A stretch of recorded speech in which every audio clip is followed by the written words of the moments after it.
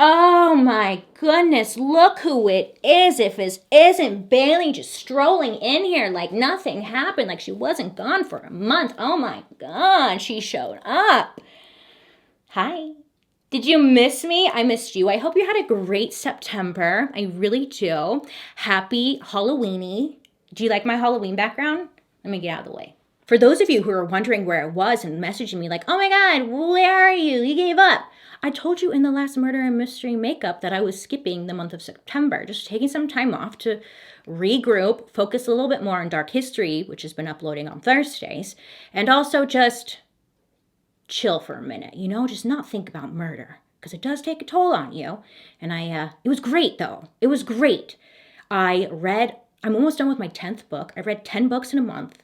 Hello, hi, incredible. Should I start like a booktube?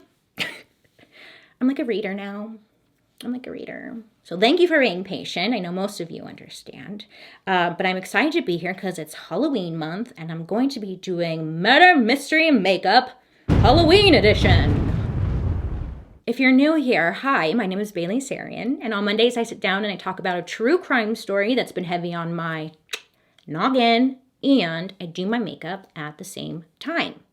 If you're interested in true crime and you like murder, if you're interested in true crime and you like makeup, I would highly suggest you subscribe because I'm here for you on Mondays. During the month of October, I do Halloween looks, and I had a plan for today, and then I was like, I'd like to switch things up on me last minute just to freaking make things fun, I guess. So I had a plan for today, and now I'm kind of going blank. But hopefully it goes well. I mean, it's just makeup. It washes off, so...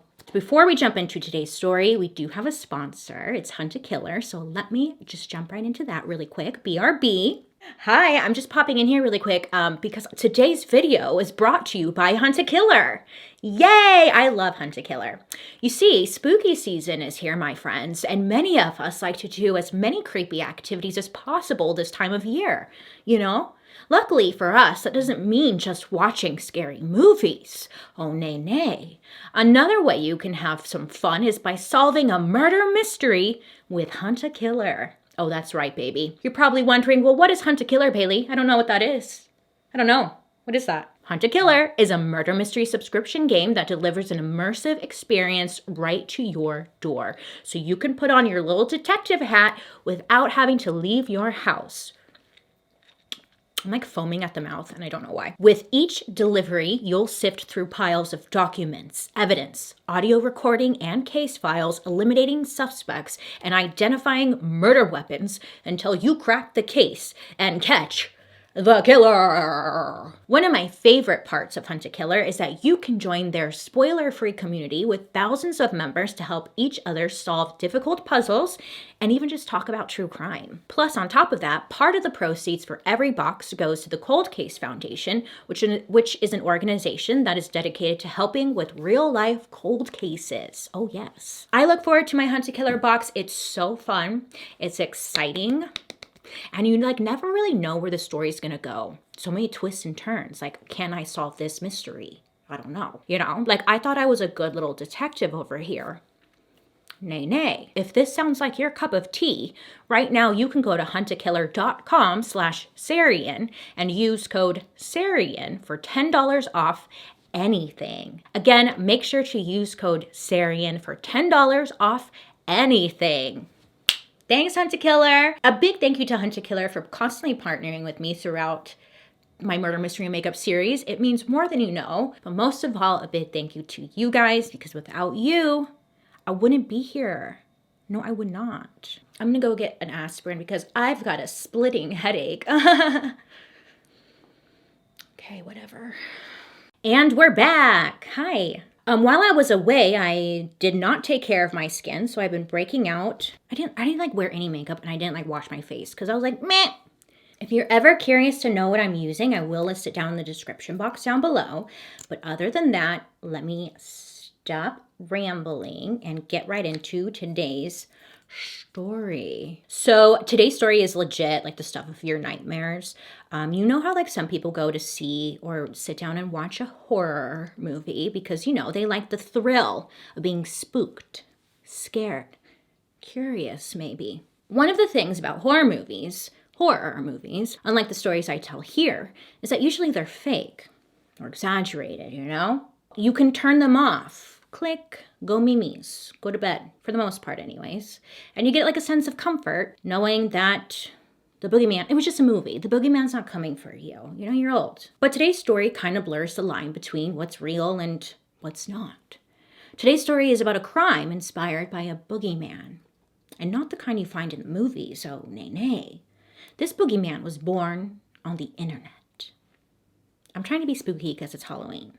Today's story takes place in a town called Waukesha, Wisconsin. Let me guess, I said that wrong. But it's a part of the Milwaukee metro area in Wisconsin. And it was founded in the early 1800s by pioneers as a water resort town and is most well known for its great tasting water. So living in this town is a girl named Peyton, and it was said that, you know, she's a sweet little brunette girl who always tried just to find the good in people. In 4th grade, Peyton met this girl named Morgan. Her and Peyton met and hit it off. Morgan was said to be a happy girl. She was artistic, and also she was pretty clever for her age. That was mentioned, you know? And it was said that Morgan always liked telling jokes, and she had a wild imagination that would keep things really fun. So the two of them hit it off pretty quickly and became the best of friends. The two girls found a common interest in like fantasy, video games, and science fiction, and they were pretty inseparable. When the girls were in 6th grade, Morgan kind of brought a new friend into the group. Her name was Anissa, and Morgan and Anissa had lived in the same apartment complex. And also they rode the same bus to school together, you know? So they quickly became good friends. So naturally, Morgan brought Anissa into the group with Peyton, right? And it was said that Peyton wasn't like the biggest fan of Anissa, and she would only hang out with her because Morgan just seemed to like really love her. As some time goes on, Peyton starts to recognize that like maybe the friendship between her and Morgan are just becoming not the same, right? It seemed like Morgan was becoming much closer to Anissa and not so much Peyton. Like maybe Anissa was kind of replacing her in a way. And you know, when there's like a group of 3 friends, sometimes it feels like someone can get easily left out. And sometimes, especially when you're younger, there's some jealousy going on. It was around this time that their new friend, Anissa, I don't know if it's Anissa or Anissa. I kind of heard both, but I think it's Anissa. It was around this time that the new friend Anissa was telling Morgan like some creepy stories that she had found and was reading on the internet. And they were stories about a man without a face. Oh, yes. Not only that, this man without a face would kidnap kids from all over the world and would like possess them and kill them or whatever. So Anissa is telling Morgan all of this, and Morgan is like, what? Oh, she is intrigued. She is fascinated. She is engulfed by this story. Tell me more. She just wanted to know everything and became completely obsessed with the story.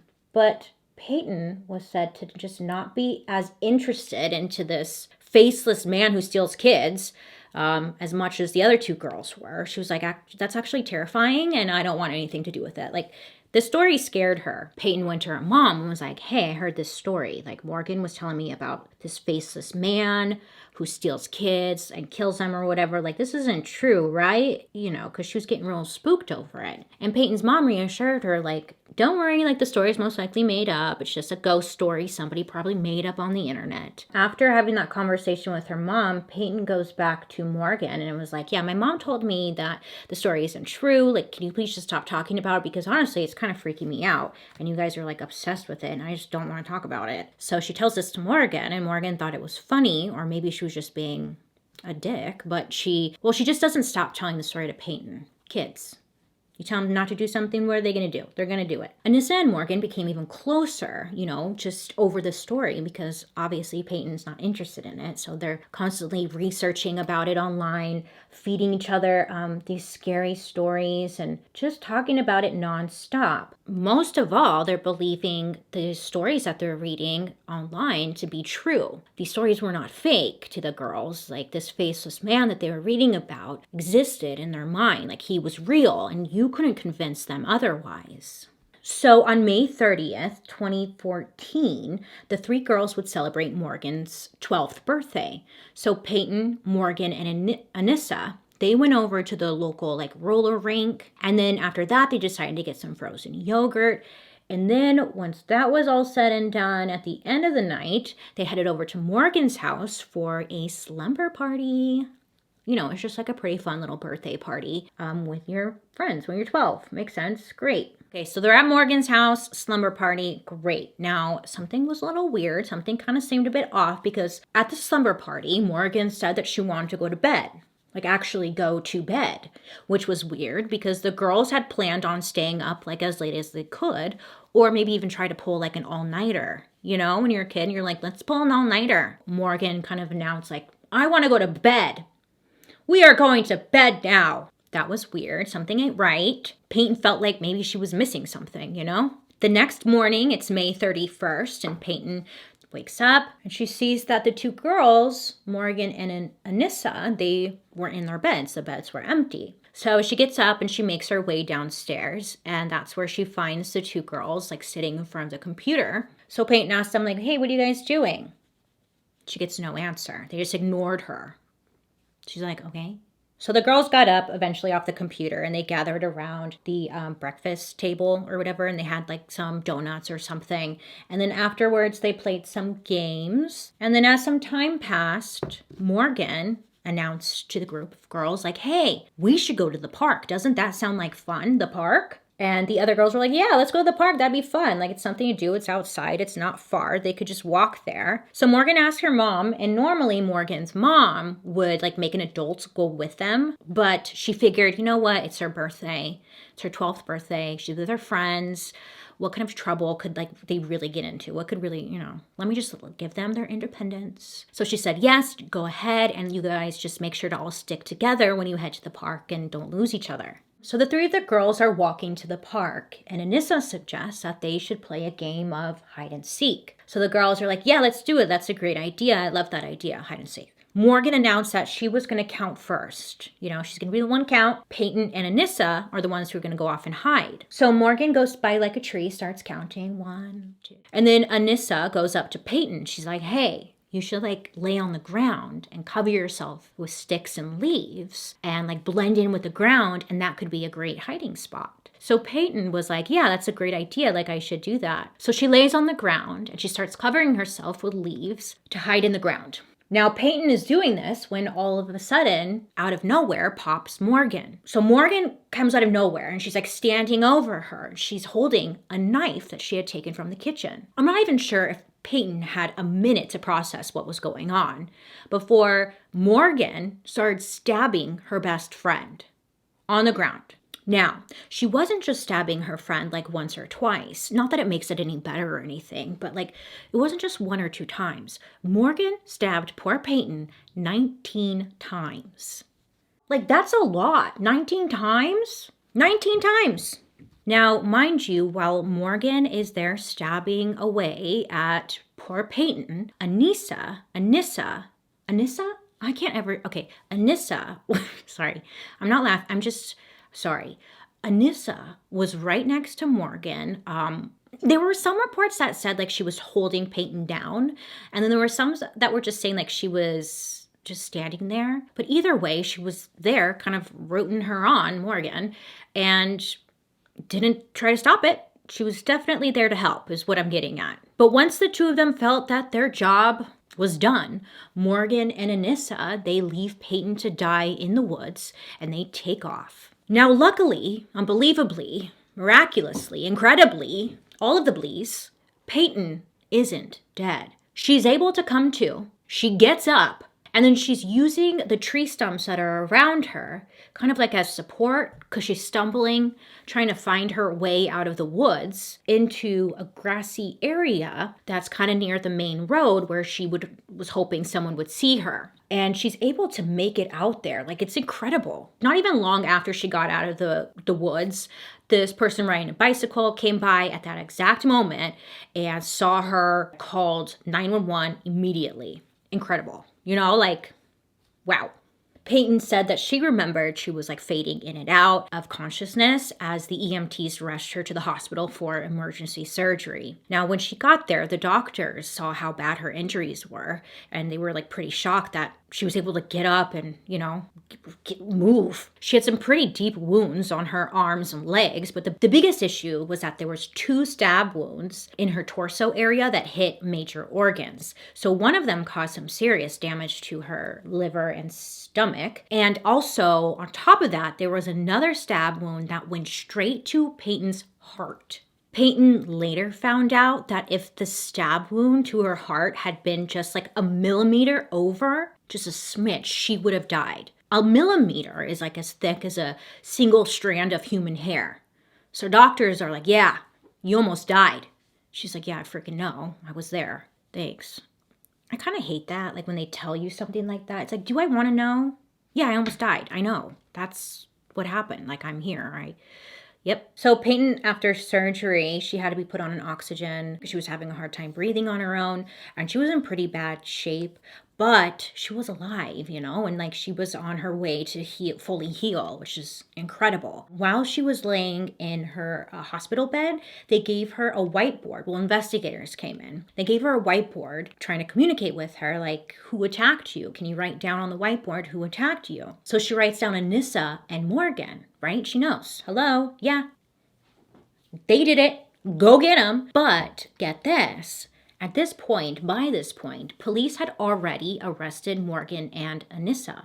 Oh, yes. They were kind of like ahead of the game for once. I know. Wow. Rare here on Murder Mystery Makeup, is it not? But good for them. Good for them. So the day of the crime, police had actually spotted both of the girls walking, and they were like 5 miles away from the park. They were near a local furniture store. So police kind of spot them. It's kind of like a peculiar situation because both of them are covered in blood. For that reason alone, police are like, maybe we should pull over and ask what's going on. So they do just that. They pull over, and police is like, hey, what's that about? The girls tell police that they were on their way to Wisconsin's Nicollet National Forest. Nicollet, like the gum? Is that it? Anyways, they're on their way to some national forest that was like not that far away. Police noticed that Anissa, she wasn't doing much talking. Okay, she seemed pretty shaken up. She was trembling a little bit. She seemed to be very bothered. Something wasn't right with her. So then police ask if there's anything in their pocket, and that's when they find a bloody knife on them. So Anissa starts talking, and she tells police she just was saying some nonsense that wasn't making any sense to them. She kept saying how I'm using quotes here, he could read minds and teleport places. And police are like, you know, who's he? What are you talking about? So they're trying to get answers, but they're not getting any clear answers. So eventually some of the truth comes out, and they tell police that they needed to kill their friend Peyton because a man by the name of SLENDERMAN told them to. SLENDERMAN. Yep. This is about SLENDERMAN. Okay, so you're probably like, who's SLENDERMAN? Either you know the story or you don't. But let me explain this SLENDERMAN for those of you who don't know. I didn't know the full story, this SLENDERMAN situation. I remember seeing the pictures and it was like, what the hell? There's an online forum called Something Offer. There's an online forum called Something Awful. And back in 2009, this forum is where SLENDERMAN was created. If you don't know what a forum is, an online forum, it's like an online message board where you can have, where people can like just create usernames, great, and have discussions and hold conversations on certain topics. I had to Google it because I was like, what is an online forum? Like, what's the definition? That's pretty much it. On this forum, Slenderman was introduced. And he, at this time, also, well, in the beginning, I think, I don't know, there was a time when he went by the name Victor Surge. And that's because the creator of the Slenderman story, his online username was Victor Surge. So originally, that's what this character was named. So yeah. But most people just know this character as Slenderman because, according to the story, that's exactly what he looked like. According to the online forum and just myths circling around the intranet, Slenderman was said to usually be found in the woods or like in some dark abandoned location. It was said that he was abnormally tall, anywhere from 6 to 15 feet, and he had the ability to change his height depending on the situation he was in. I guess if he needed to go under a bridge, he was like, I'm shorter now, you know? A doorway. He's like, meh. He was described as having long tentacle-like arms that would grow in length, better to grab or lure victims in. Slenderman was said to have no face, no hair, no ears. Or maybe he was just unfinished like the Mona Lisa or something. We don't know, but when you saw him, he gave you the creeps. It was said that he wore a business suit because he was professional. Great. And then many believed that the suit was actually like some form of skin molded into the appearance of a suit. This demon-looking fella was described as being highly intelligent and would evolve to match his environment. You know, just in case he needed to blend in more. Even though he had no face, no hair, no ears or anything, blend in, sure, okay. He was known to be very dangerous, extremely dangerous at that, stalking and kidnapping people, bringing them into a wooded area where he would remove the victim's organs and place them in baggies. So I was like, okay, what's he doing with the baggies of organs? And it never really said what he was doing with the baggies of organs. Maybe he was selling them. I couldn't find an answer, but okay. And when he lured and snatched a victim up, he would then pass on something called the slender sickness. It kind of sounds like a diet plan where you would get sick and probably lose a lot of weight. Food poisoning. But according to the story, after being stalked or even having an encounter with the Slender Man, it would lead to the sickness, which would consist of mostly coughing fits, sometimes coughing up blood, sometimes people would experience nausea, paranoia, random nosebleeds would occur. Ugh. Some would even say that the sickness would cause a fever or amnesia and have no memory as to like what happened. It was said once someone got the slender sickness, it would cause the victim to go absolutely insane, torturing their mind until the person gave in, causing harm to themselves or even leading the victim to murder someone on behalf of the Slender Man.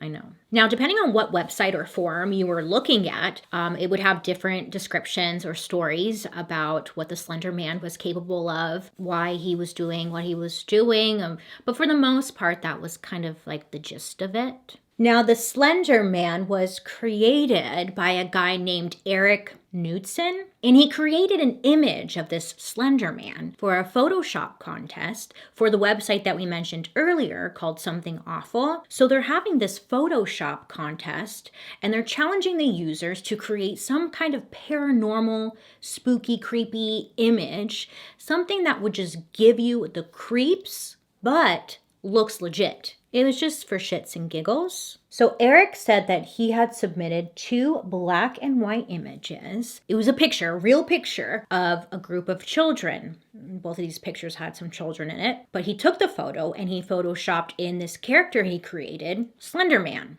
And he's kind of like lurking in the background, looking all creepy like. Like, it's honestly very creepy. And then to make it even more believable, Eric said that he added some quotes to the photos to just make them look more legit.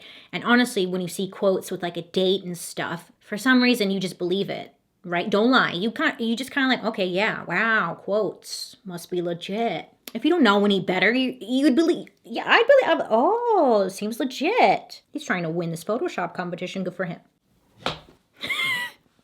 It scared me. I thought Slenderman was there. But luckily, this was just for this Photoshop group, and it wasn't a real story, right? So Eric, the creator of Slenderman, said he was inspired by the work of writers like Stephen King and H.P. Lovecraft, as well as from different video games like Silent Hill and Resident Evil. But he was especially inspired by an old movie called Phantasm. There's a villain in this movie called the Tall Man. So he pulls inspiration from different areas, and again, it was just all for fun. Now, I don't know if Eric won the contest or not, but he did submit the images, right? So they're out there on the internet. But very quickly, the Slenderman photos became like the hottest thing on the internet. At first, it was just people expanding on Eric's original 2 photos. So some were just taking the photos and kind of adding or changing little things to them, either adding more elements to the photo and making them a little bit creepier, a little bit scarier. People were just really liking the story and really building on it. And not long after, there was like Slenderman fan art popping up. There's Slenderman cosplay and a bunch of fictional horror stories that started spreading like wildfire. It was just ending up everywhere, growing bigger and bigger and becoming a thing of its own, like bigger than what Eric had ever envisioned for this Photoshop contest, you know? And then like there was even a YouTube series inspired by the Slenderman myth that came out in 2009, and it was called Marble Hornets. Marble Hornets, I don't know why it's hard. Marble Hornets, thank you, was basically like a bunch of video diary entries mixed with found footage videos about Slenderman. And again, it was all just fake and for fun, but it was a really big hit, and it went on for 3 seasons, which is great. Good old fun. Reminder, Slenderman was a completely made-up story using the imagination. Slenderman was getting bigger and bigger, and it got to a point where people like really didn't know that this was a fake story anymore because it had grown into such a big thing. No one knew that it stemmed from this Photoshop forum. I think you and I can sit here and be like, oh my God, that's fake. How do you think that's real? But again, if you're a kid, you're like, oh my God, this is real. Like, there's a picture. In 2012, there were Slenderman-inspired video games, movies, tons of videos on YouTube.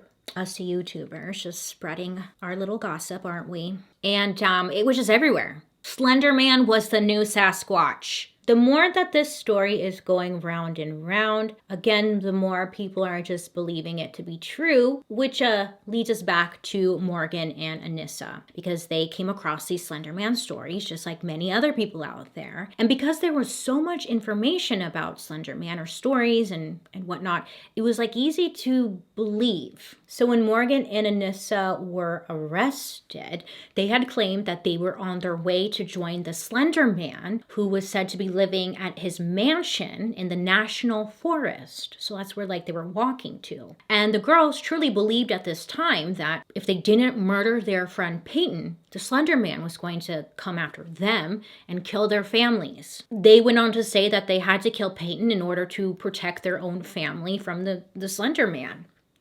I know, it sounds just absolutely wacko. Now, Morgan and Anissa, get this though. So Morgan and Anissa, they actually admitted that they had been planning this stabbing towards their friend. They're planning on killing their friend for a long time. A long time, okay? I'm not just talking about weeks here. I'm not talking about weeks, days, no. They had been planning this attack for months. And both of them admitted that they actually thought about killing Peyton while she was asleep during the sleepover at the birthday slumber party, remember? It was said that Morgan wanted to go to bed super early, and she was like super eager to go to bed. She's like, let's go to bed. And it was just kind of weird because they originally had planned to do it that night. Super fucked up. These are children. These are 12-year-olds. So after all of this information came to light, you know, obviously the 2 girls were arrested. So Morgan was charged with attempted first-degree homicide, as she should. She just tried to murder her best friend. Anissa was charged with attempted second-degree homicide. It's probably because Morgan was the one who actually did the stabbing, but she was there. She was like a sidekick, you know? But because of the serious nature of the charges, both of them were going to be tried as adults. Now, again, they were only 12 years old, so this was kind of like a hot debate. Lots of mixed feelings on that one. So while they waited for their trials, Morgan, while incarcerated, started acting a little odd. Something wasn't right, and it was to the point where it seemed that she was kind of She wasn't well. She's not well, Morgan. Morgan went on to say that she started seeing unicorns in her cell with her. And she started treating the ants in her jail cell like they were her pets. I don't see a problem with that, but it was off. And apparently she was even having conversations with the Slender Man himself inside of her cell. Morgan was moved to a mental hospital for a couple of months and was placed under 24-hour observation to determine if she was competent enough to stand trial, you know? So they gave her a psychological evaluation where they concluded that she had early onset schizophrenia. And because it was early onset or whatever, the judge determined that she was still capable of standing trial. Oh, side note. Turns out Morgan's dad was also diagnosed with schizophrenia at the age of 14. Now, at this time, Morgan was 12, so it's like almost around the same time, that 2 years apart, than her dad. Her father had never received treatment, but luckily, I guess, luckily they, I don't think there is a luckily here, Bailey. But, you know, they found it in Morgan, and, you know, at least now they can continue to give her the help that she needs. About a year and a half after the attack, Morgan was finally moved to a state mental hospital and put on medication to help treat her schizophrenia. In September of 2016, Morgan accepted a plea bargain and agreed to be placed in a mental institution instead of going to a typical prison. So the judge granted this and gave her a 40-year sentence at the institution, which is the maximum allowed. That's a long time. But I mean, she tried to kill her friend. Let me change into my costume. I know, I feel like it's a little inappropriate. I was stalling because when is a good time to put on this damn costume? And I'll be right back. Hold on. I'm a bee. Okay, hold on. Get it together, Bailey. You're a bee? We get it. A few weeks earlier, Anissa had also accepted a deal and pleaded guilty. She was facing at least 3 years in a mental hospital, but a way better deal, right? 3 years. So during the hearing, Anissa submitted a letter saying that she was like super sorry, deeply regretful for the agony, pain, and hurt she had caused. And after 3.5 years, Anissa was released after petitioning that she was no longer a threat to anyone else. I don't know if that's good. I don't know. Like, I was trying to think, like, normally, you know, I have a little comment, like, they should be in prison longer. But it's like, I don't know. What they did was awful. I'm not trying to make an excuse or erase any of that. What they did is freaking awful. And they made adult choices. And tried to murder their friend at 12 years old. And that's very disappointing, right? No. But then there's the other side, and it's like, they're 12 years old, you're stupid as hell, you're believing some story you see on the internet. Like, I could see how that happens, but you made an adult I don't know. But listen, the Slender Man made me do it story was not like a one-time thing. Oh, nay. In June of 2014, there was a 13-year-old girl in Cincinnati, Ohio, who was in the family kitchen. She's sitting there one night, and she's waiting for her mom to come home from work. Now, this girl was wearing a dark hoodie, and the hood was all the way up. It's kind of like covering her face and her hair a little bit, you know. Her sleeves of the hoodie were pulled down to cover her hands, and she was wearing a white mask over her face. Creepy. She waited in the dark in the kitchen for her mom to come home. So her mom comes walking in when suddenly this girl attacks her mother with a knife.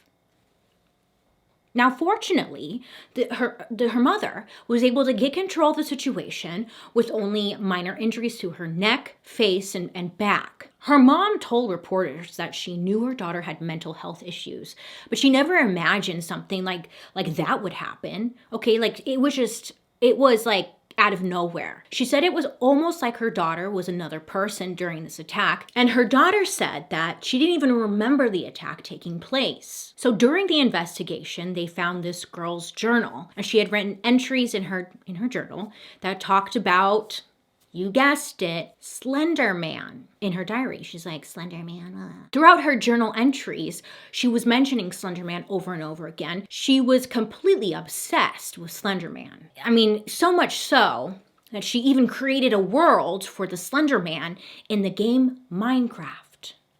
So when the mom learned about how another girl named Peyton got stabbed by a group of girls in the name of Slenderman, she was convinced that her daughter was under the same kind of influence, or like reading the same kind of story and whatnot, you know? There is also another Slenderman case, and it's a story of a girl named Lily Hartwell. Now, in September of 2014, a 14-year-old girl in Port Richey, Florida, she soaked a towel and bedsheet in bleach and rum during the middle of the night. She's like, I have an idea. She went to the garage and she lit it on fire, which is not cool. And especially not cool because her mom and her 9-year-old brother were asleep inside the house. Lily, this girl, she's watching the fire get bigger and bigger.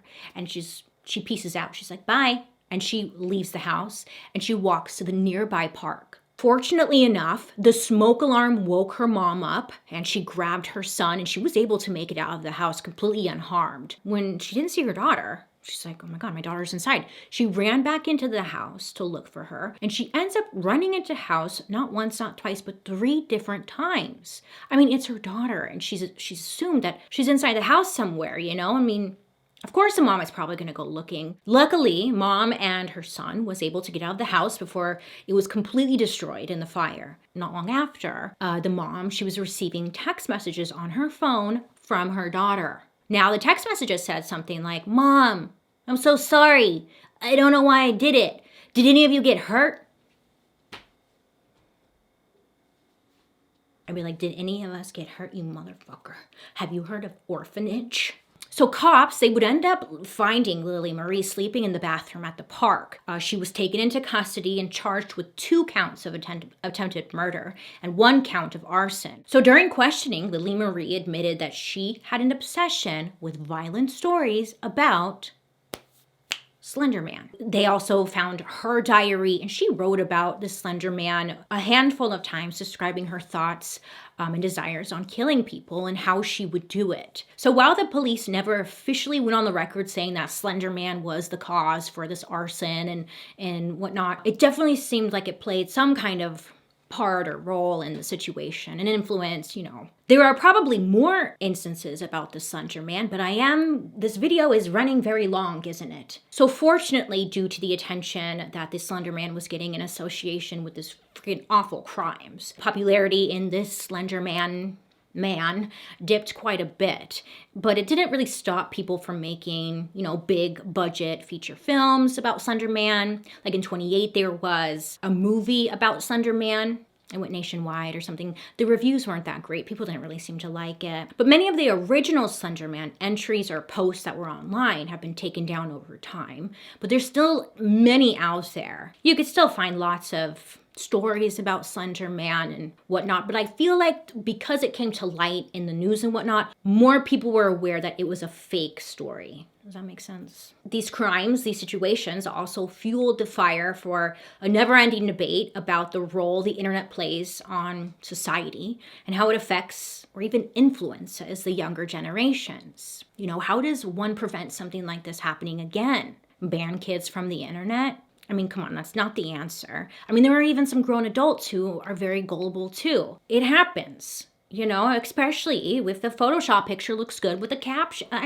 People believe anything on the internet, and it's just not the younger generation, you know, and laws have not caught up to where the internet is at, and something needs to be done, but nobody has like an answer as what needs to be done. Do you? Would love to hear down below because we need answers, babe. So that, my friends, is the awful story about 2 friends attempting to murder their other best friend, all because of this Slenderman situation that turned out to not even be real. Some friends those are, huh? Could you imagine? Oh. I don't know how you guys are doing it, honestly, like raising kids with this technology. Like, I give you guys a lot of credit, you parents out there. I don't know how you're doing it. I don't know how you stay ahead of the technology and what your kids are doing online. I couldn't imagine how difficult that is. On top of your own life and chaos and all that stuff. It's like, I don't know. I don't know how you guys do it. I could not imagine. Let me know your guys' thoughts down below. But other than that, I hope that you have a wonderful rest of your day. I missed you. I'll see you next week with another Halloween look. I'm a B today. Let me know who you guys want me to talk about next week. But other than that, I had too much coffee today. I'm not gonna be able to sleep, am I?